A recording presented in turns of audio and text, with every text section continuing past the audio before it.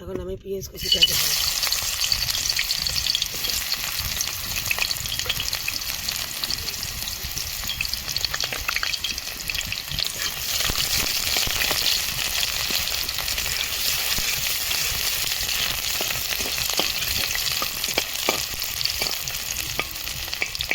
মরিচ গুঁড়ো 1 চা চামচ,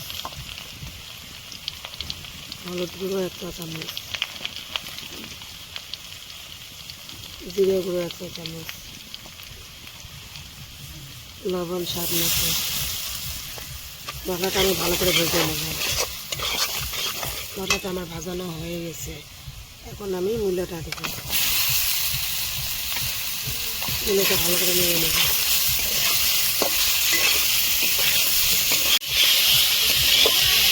আমার মূলাটা ভেজে নেওয়া হয়ে গেছে, আমার ভেজে রাখা মাছগুলো দিয়ে দেবো।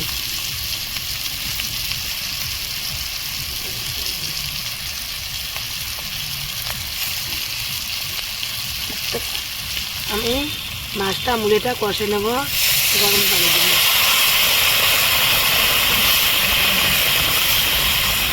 ধনিয়া কুচিটা দেবো।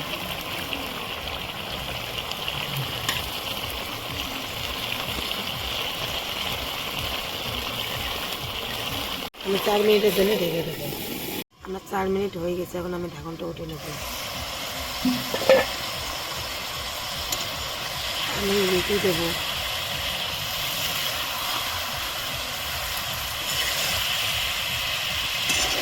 আমার মাছটা মূলাটা কষানো হয়ে গেছে,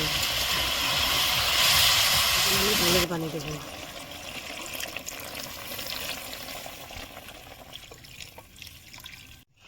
আমি সামান্য নেড়ে দেবো। আমি 5 মিনিটের জন্য ঢেকে দেবো। আমার 5 মিনিট হয়ে গেছে, এখন আমি ঢাকনটা উঠে নেব।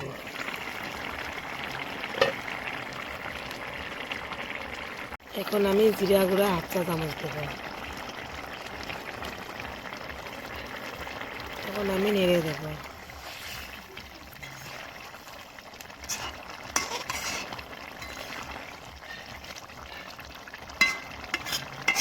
আমার তরকারিটা হয়ে গেছে, এখন আমি নেমে নেব। আমার মূলা কাতলা মাছের ঝোল হয়ে গেছে। রেসিপিটা ভালো লাগলে লাইক, কমেন্ট, শেয়ার, সাবস্ক্রাইব করেন।